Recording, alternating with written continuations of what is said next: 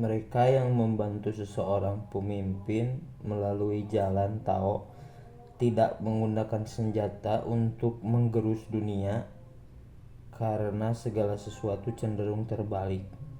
Semak berduri tumbuh di mana para prajurit menginjakan kakinya. Tahun-tahun malang mengikuti perang besar.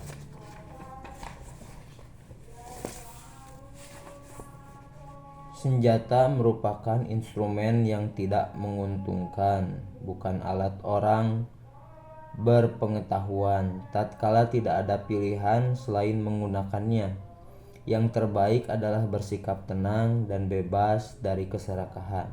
Tidak merayakan kemenangan. Mereka yang merayakan kemenangan artinya haus darah. Mereka yang haus darah tidak dapat sejalan dengan dunia. Seturut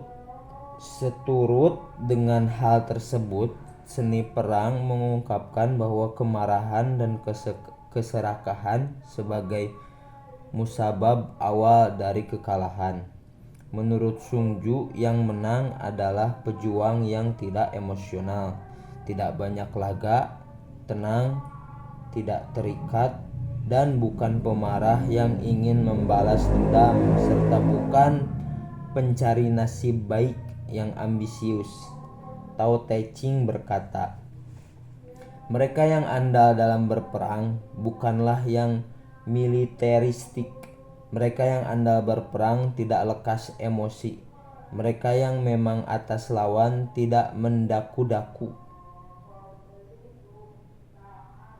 Strategi beroperasi di luar lingkup pengaruh emosional adalah bagian dari strategi umum tak terduga yang ditekankan oleh seni perang dalam gaya khas Tao.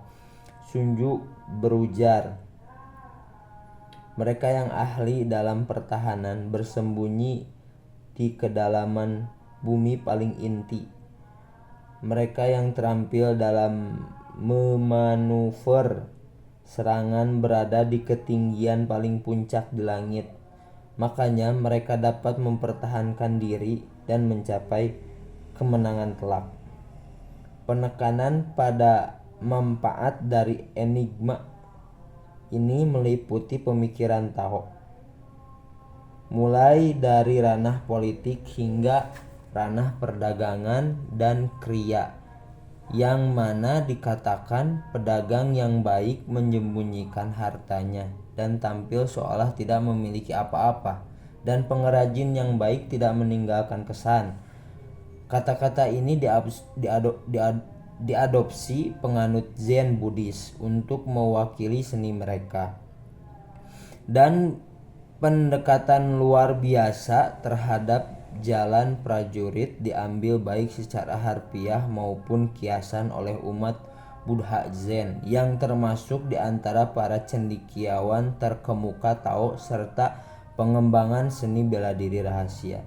Tulisan-tulisan tentang aspek sipil dan militer dari organisasi politik ditemukan pada seluruh kanon Tao.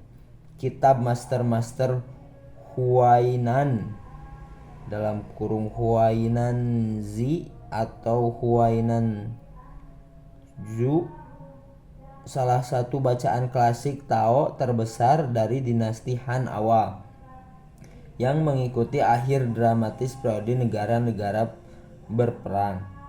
Mencakup bab-bab tentang ilmu militer Tao yang juga sebagai tema sentral praktik seni perang. Dalam seni bela diri, penting supaya strategi tidak bisa diduga-duga. Bentuknya mestilah disembunyikan dan gerakannya harus tidak terduga, sehingga kesiapsiagaan melawan menjadi tidak mungkin. Yang kemungkinkan seorang jenderal yang baik untuk menang tanpa menuai kegagalan adalah senantiasa berpegang pada kebijaksanaan tak terduga serta modus operandi yang tidak meninggalkan jejak. Hanya yang tak terbentuklah yang tidak sanggup terpengaruh.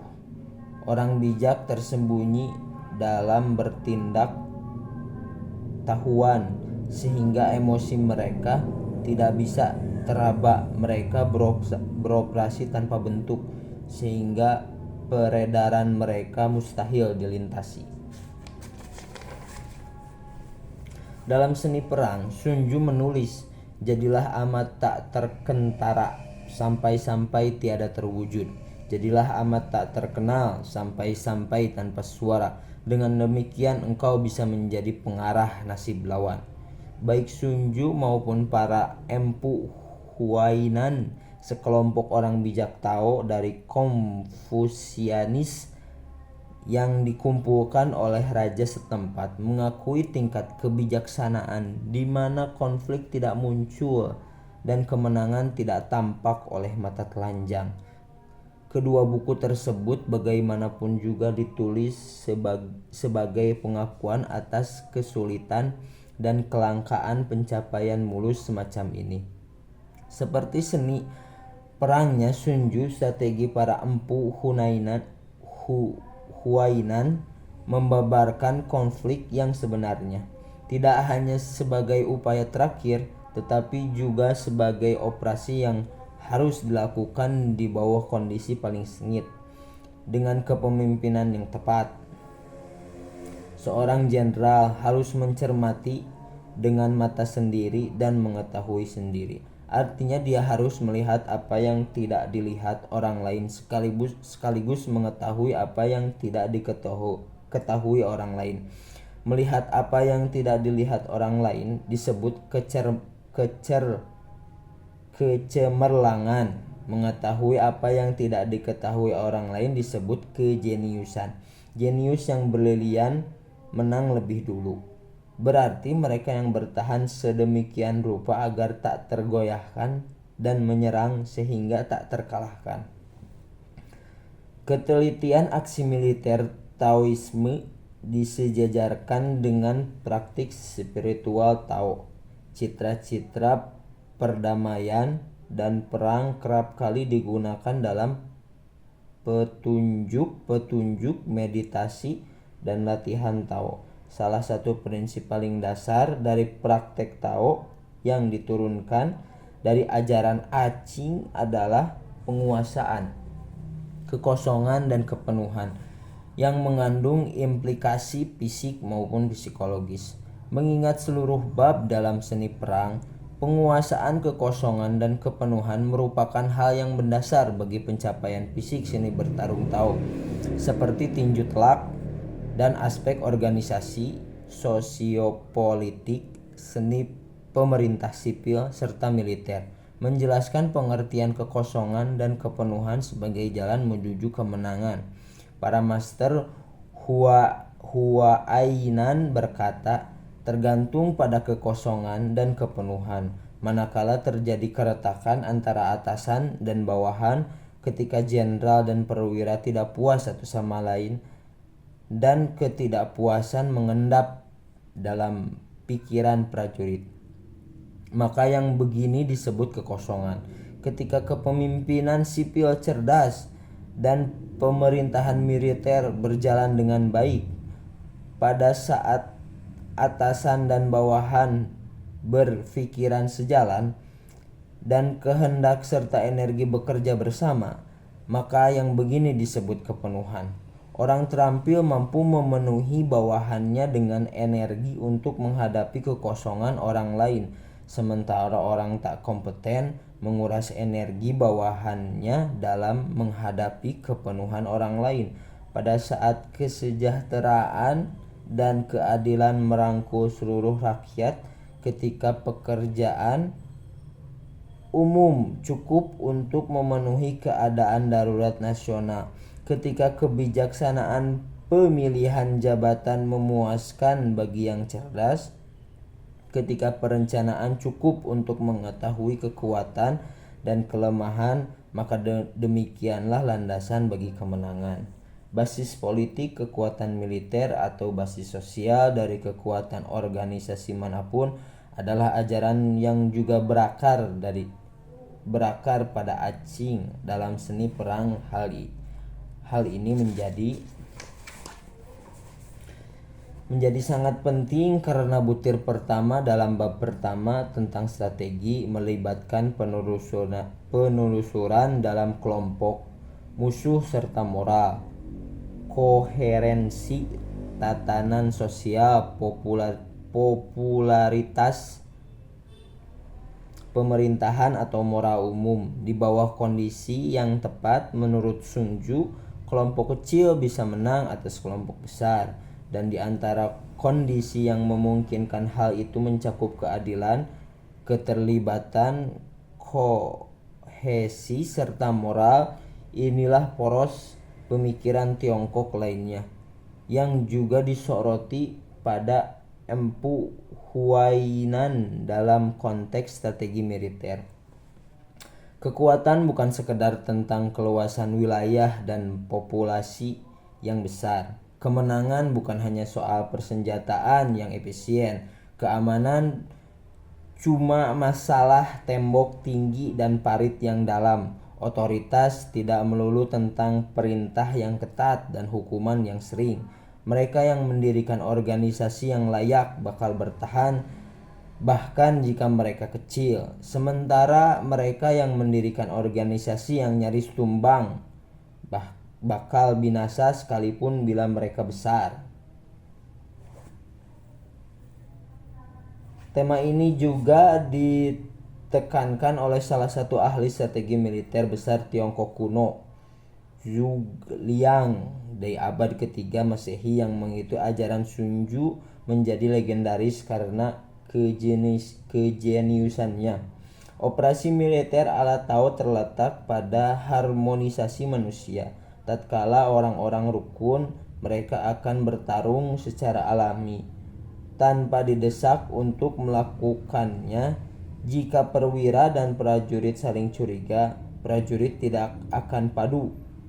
Jika nasihat setia tidak digubris, pikiran kecil akan berbicara dan mengkritik secara diam-diam.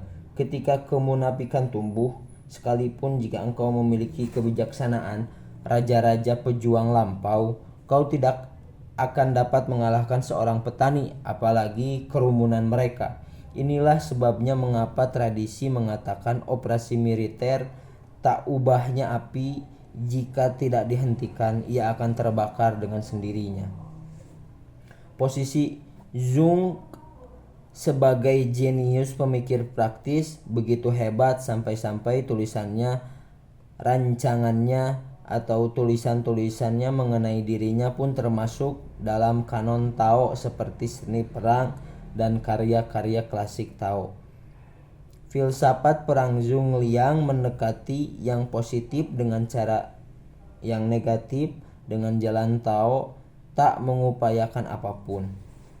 Pada zaman dahulu, mereka yang memerintahkan dengan baik tidak mempersenjatai. Mereka yang mempersenjatai dengan baik tidak mengatur garis pertempuran. Mereka yang mengatur garis pertempuran dengan baik tidak bertarung. Mereka yang bertarung dengan baik tidak kalah. Mereka yang kalah dengan baik tidak binasa. Yang berarti menggemakan gagasan pertempuran sebagai upaya terakhir. Cita-cita untuk menang tanpa pertempuran yang ditawarkan seni perang sejalan dengan ajaran Tao Te Ching. Zhuge Liang juga mengutip nasihat klasik dari teks Tao yang disegani. Senjata adalah alat petanda buruk yang digunakan hanya ketika tidak ada cara lain, tetapi dia juga berbagi kesadaran sejarah Tao bahwa di zaman kemanusiaan asli telah berlalu, dan seperti Sun Tzu, dia secara pribadi terlibat dalam masa perang saudara yang berkecamuk dahsyat. Oleh karena itu, karya Zhuge dalam kanon Tao berisi pandangan rasional serta ajaran praktis.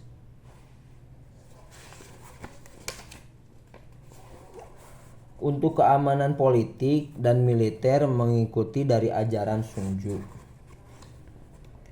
Yang dimaksud dengan penyelenggaraan urusan militer adalah penyelenggaraan urusan pembatasan atau penyelenggaraan urusan di daerah-daerah terpencil dengan tujuan untuk membebaskan masyarakat dari gangguan-gangguan besar.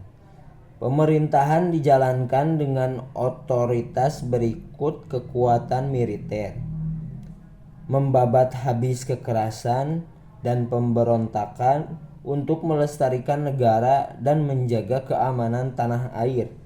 Maka dari itu peradaban membutuhkan adanya kesiapan militer. Sama halnya dengan binatang buas, punya cakar dan taring. Ketika mereka gembira, mereka bermain satu sama lain. Ketika marah, mereka saling serang.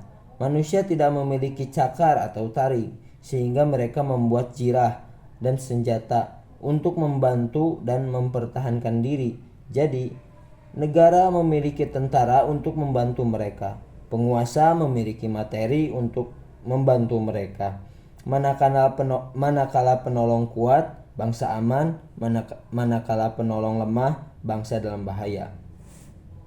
Di sini Jung mengikuti Sun Tzu secara langsung sebagaimana yang dilakukan dalam penekanannya pada kepemimpinan dan basis populernya. Dalam skema Sun Tzu, kepemimpinan sipil militer merupakan salah satu syarat pertama yang harus dicermati. Jung mengikuti Sun Tzu dan para empu Huainan dalam menaksir kekuatan kepemimpinan yang didasarkan pada kualitas persoalan serta dukungan rakyat. Dalam pemerintahan Tao, kekuasaan bersifat moral dan juga material yang diyakini bahwa kekuatan moral memanifestasikan dirinya baik sebagai penguasaan diri maupun sebagai pengaruh atas orang lain. Untuk menjelaskan daya kekuatan pertahanan nasional, Zhou menulis hal ini pada gilirannya tergantung pada para jenderal yang diberi tanggung jawab atas kepemimpinan militer. Seorang jenderal yang tidak populer bukanlah penolong bagi bangsa, bukan pula pemimpin prajurit. Jenderal yang tidak populer berarti sosok yang menurut cara lain membaca karakter, menyangkal masyarakat. Sun Tzu menekan kesatuan kehendak sebagai sumber kekuatan yang mendasar.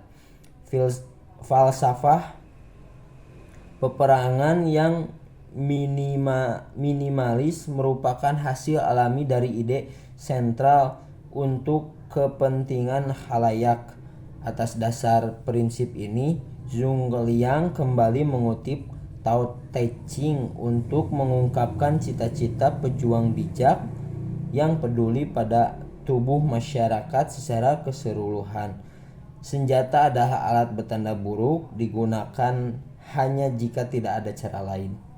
Jung juga mengikuti seni perang dengan cermat dalam aksentuasinya, menghindar tindakan tanpa strategi serta tindakan tanpa keharusan. Aksentuasinya. Penggunaan senjata dilakukan ketika melakukan operasi sehabis terlebih dulu menentukan strategimu. Periksa secara cermat perubahan iklim dan medan. Amati betul hati orang-orang. Latih penggunaan peralatan militer. Buat pola penghargaan dan hukuman yang jelas. Amati strategi lawan. Waspada lintasan berbahaya dalam perjalanan. Bedakan tempat aman dengan yang berbahaya. Cari tahu kondisi kedua belah pihak.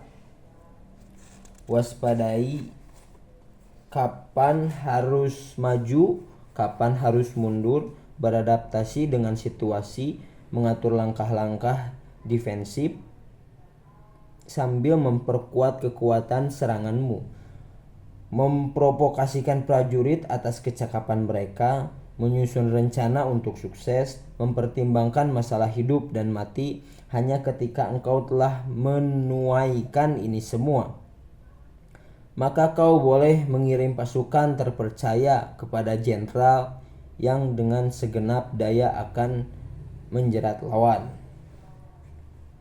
Kecepatan dan koordinasi kunci keberhasilan dalam pertempuran menurut seni perang Sun Tzu. Bukan sekedar berawal dari kesiapan strategi, tetapi juga dari kohesi psikologis yang menjadi sandaran kepemimpinan. Zhou menulis, seorang jenderal bertindak sebagaimana komandan, alat yang berguna bagi suatu bangsa. Pertama menentukan strategi, kemudian menindaklanjutnya.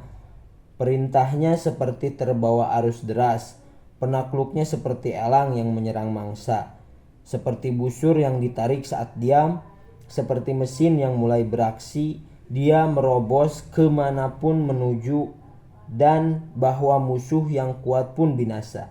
Apabila sang jenderal tidak memiliki pandangan yang jauh ke depan dan para prajurit tidak punya motivasi, strategi belaka tanpa penyatuan kehendak tidak akan cukup membuat musuh ketakutan sekalipun jika pihakmu ada 1.000.000 pasukan.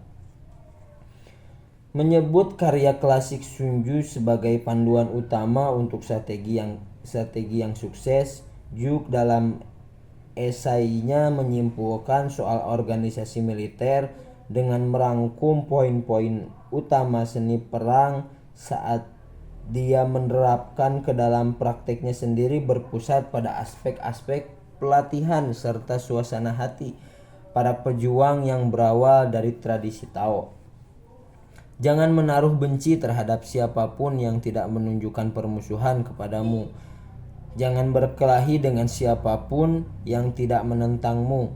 Keahlian efektif seorang insinyur hanya dapat dilakukan oleh mata seorang ahli. Menjalankan rencana dalam pertempuran hanya dapat diatur dengan tindakan melalui strategi. Sun Tzu.